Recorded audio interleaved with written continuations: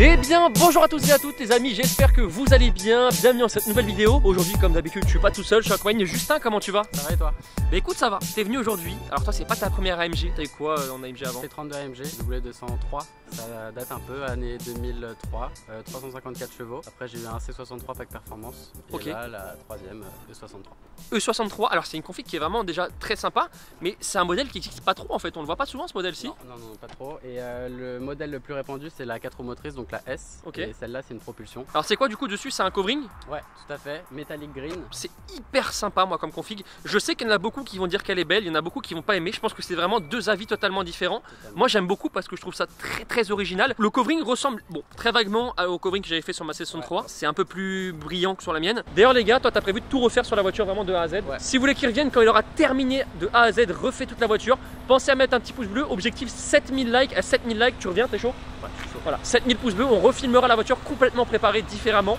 Donc déjà à l'arrière on y retrouve le béquet complet en carbone avec tous les logos qui sont en noir, les feux teintés, les échappements du coup qui sont siglés AMG juste ici. Alors au niveau de l'échappement, t'as fait quoi dessus? Des kata et suppression intermédiaire. Donc ça gueule bien comme il faut.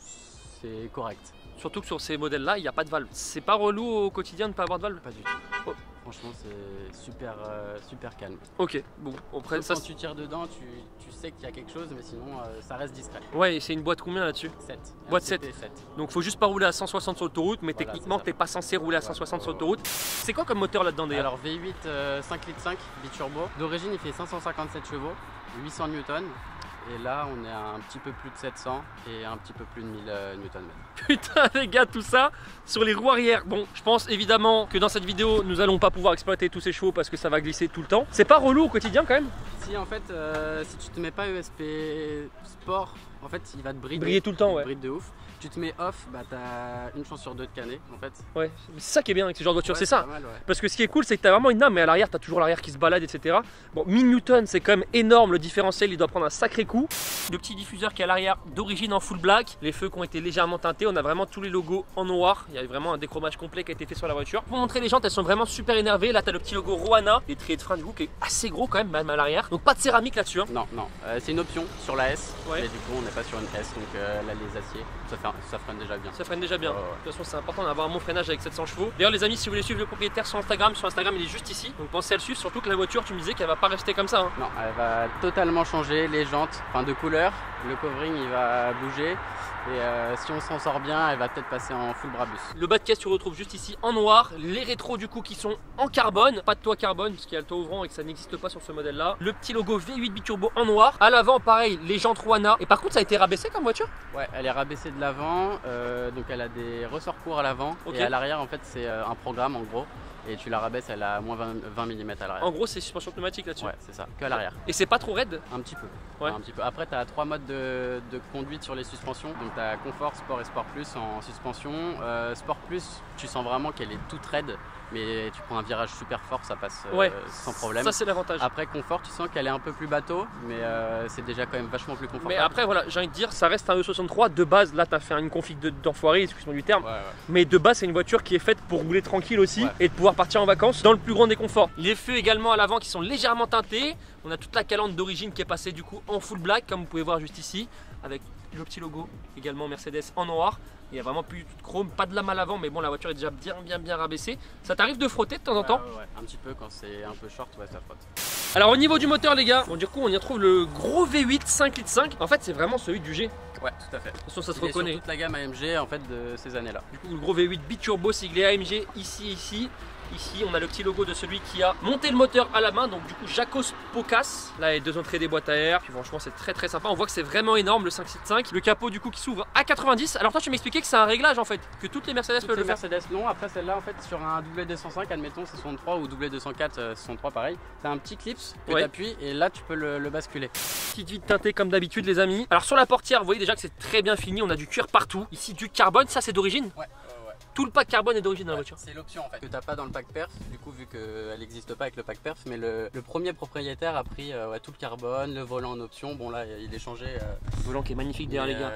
Mais ouais en gros c'est ça. Regardez le volant, du coup on retrouve le volant en carbone, Alcantara, carbone, et encore une fois jusqu'ici et jusqu'aux palettes c'est également en carbone. Le volant je le trouve vraiment trop beau. Du coup les sièges les amis, il s'agit des sièges confort. Je pense pas qu'il y ait de baquet sur la voiture. Pas sur le... Non ouais, pas de baquet, ce qui est logique, c'est censé être une voiture confortable. Là on a le petit logo AMG, les sièges qui sont du coup en complet cuir comme vous pouvez voir et qui ont l'air de maintenir, enfin d'être super confortable. Ouais t'as plusieurs réglages, là t'as tous les réglages en fait. Et après ces sièges ils sont fous, t'as siège dynamique, donc en gros quand tu tournes ils se gonflent.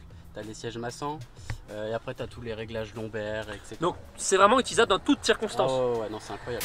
Ce qui est cool les gars, c'est que vraiment c'est une voiture qui est utilisable dans toutes les circonstances. Ça veut dire que là par exemple tu te mets en mode confort tranquille, tu peux conduire et pas avoir mal au dos. Et en même temps tu veux rouler fort, bah, ça te permet d'être quand même bien maintenu dans le siège quoi. Pareil le petit logo pour démarrer la voiture qui est également en carbone. L'écran du coup qui est pas d'origine ça par contre. Non. Donc voilà, après sur l'écran tu peux mettre tout ce qui est ta vitesse, ton tour minute et voilà ton kilométrage etc.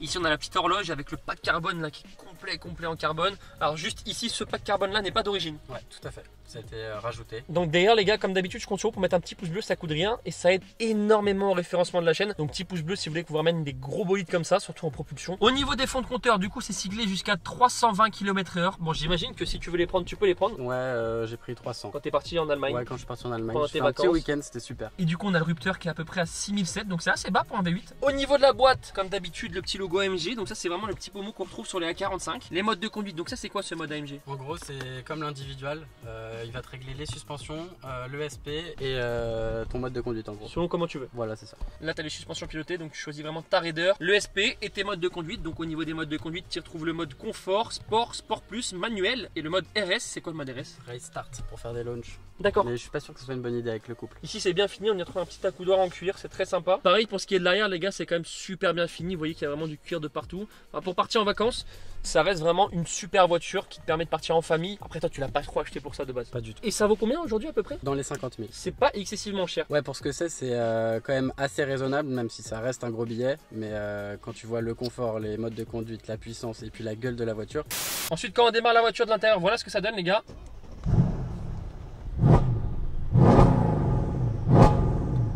Ça gueule vraiment différemment. Ça gueule un peu comme un Atmo. Ça gueule bien différemment, mais ça gueule bien comme il faut et ça c'est parfait. Et de dehors, voilà ce que ça donne les gars.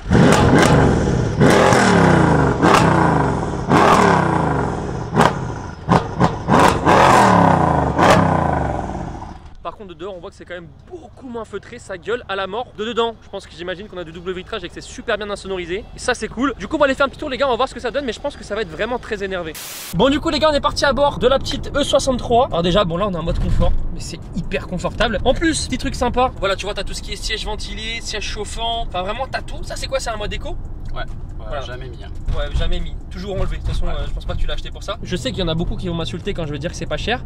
Mais trouver une voiture dans ce budget-là qui sort autant de chevaux, qui a une gueule comme ça, c'est un peu compliqué. Toujours avec ce confort-là. Et on est chez Mercedes. Quoi. Et aussi bien équipé. Et aussi bien équipé. Parce qu'en plus, t'as tout. T'as le distronique, elle freine toute seule, les avertisseurs de ligne. Quand on dit que c'est pas excessivement cher, je parle dans ce style de gamme. Je dis pas que c'est pas une somme, bien évidemment. Parce qu'il y en a plein qui vont mal comprendre, je pense. Qu'est-ce que tu pourrais reprocher, toi, à la voiture si t'avais des choses à reprocher? En défaut, je dirais qu'elle est peut-être un peu raide. Mais franchement, ça reste quand même assez confortable. T'as les sièges, t'es bien dedans. Niveau consommation, t'as une boîte 7, ça consomme beaucoup? Pas grand chose. Admettons tout de suite maintenant, on est à 13 litres 8. Ok. Donc, trouve un V8 biturbo en lui tapant un peu dedans qui consomme 13 litres 8. Il n'y en a pas beaucoup. Si t'es sur une route à 110 ou autoroute, tu consommes 10 litres. Donc oui, effectivement les gars, pour quasiment 700 bourrins, t'es pas à l'éthanol, t'es au 98, ça consomme pas grand chose. Après bon, pour moi je trouve ça quand même énorme parce qu'aujourd'hui l'essence il est quasiment à 2 € le litre, enfin on s'y approche de plus en plus tous les jours. Donc je trouve ça énorme. Mais ça reste raisonnable, ce que je veux dire, t'es pas à 20 litres tout le temps, malgré qu'aujourd'hui t'es quasiment, t'as plus de 700 chevaux, 1000 Newton. Et le point positif pour toi de la voiture? Le confort, l'équipement. Vous avez trouvé ça bête, mais j'ai un peu aussi acheté pour l'option siège massant. C'est vrai? Option -là. Ouais, je te jure. Donc tu t'es dit je vais mettre 50 000 pour un siège massant? Non, c'est un tout, tu vois, mais... Si tu veux, je connais des masseuses thaïlandaises, elles font ça très bien. On peut faire ça, ouais. Je connais... Bon les gars, je connais pas de masseuse thaïlandaise, je vais passer pour un mec super chelou. Au niveau du 100-200, tu fais ça en combien de temps à peu près? Je l'ai jamais chronométré, mais je pense que je suis dans les 6 secondes à peu près. On va prendre le petit tunnel, vous allez voir, je pense que ça va bien gueuler. Regardez. Après ça freine, hein. Tu vois là t'as failli faire l'avant de l'arrière de la Ego. Sachant que c'est une Mercedes, tu l'aurais enfoncé jusqu'au siège passager. En fait, ça ressemble vraiment au V8 biturbo 4 litres quoi. Et là, niveau échappement, tu touches plus. Bah, le truc, c'est que j'aime bien. Après, je sors d'un 63 full tube, tu vois. Donc, niveau bruit, forcément, j'aurais un petit manque. Ouais. Mais en vrai, je pense que c'est pour tous les jours, c'est parfait. Ouais, c'est vrai que c'est parfait. Surtout que les gars, on rappelle encore une fois, il n'y a pas de valve. Donc, si tu veux rouler tranquille et que le truc il te casse les tympans littéralement tout le temps, bah, c'est vrai que c'est relou.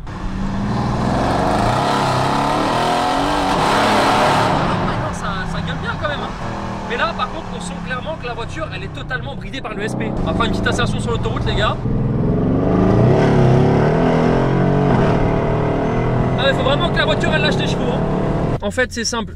Tu sens qu'en dessous de 100 km/h, la voiture, elle ne te lâchera pas les chevaux une seule seconde. Vraiment, tu sens que ça glisse tout le temps. Et bon, ça, c'est un peu le défaut, je dirais, parce que tu as quand même 700 chevaux, mais en dessous de 100 km/h, c'est pas exploitable. Sous la pluie, c'est à ne pas prendre carrément, à part si tu roules tranquille. Là, tu sens que vraiment le train arrière il prend tout le temps cher. En fait. Ouais. Je t'ai pas posé la question, mais niveau de la prépa, t'as quoi en pièces dessus? En vrai, il n'y a pas grand chose. Du coup, t'as stage 2, décata, filtre à air. Et c'est tout. On s'arrête là. Ah, c'est vraiment. Ah, ouais, ça marche une tonne.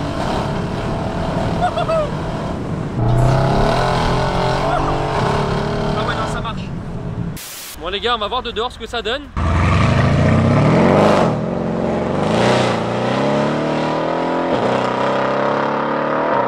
Clairement les gars, la première, cette voiture elle sert à rien, ça patine tout le temps, ça ne sert strictement à rien.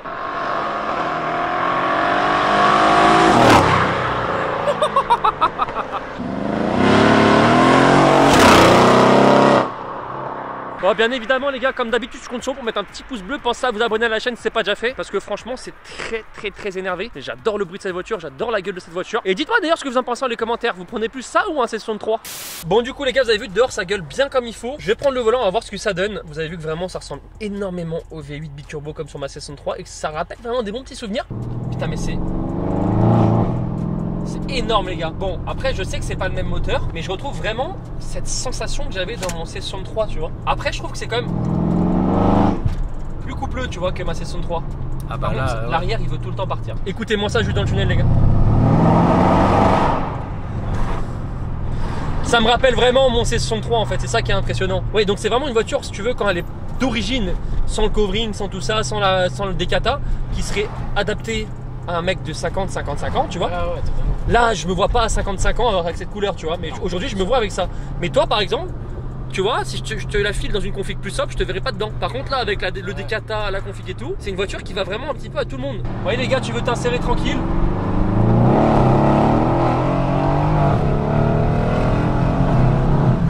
Niveau insertion, ça reste quand même pas trop mal. Hein. Écoutez, les gars, tu vois, tu passes dans un tunnel.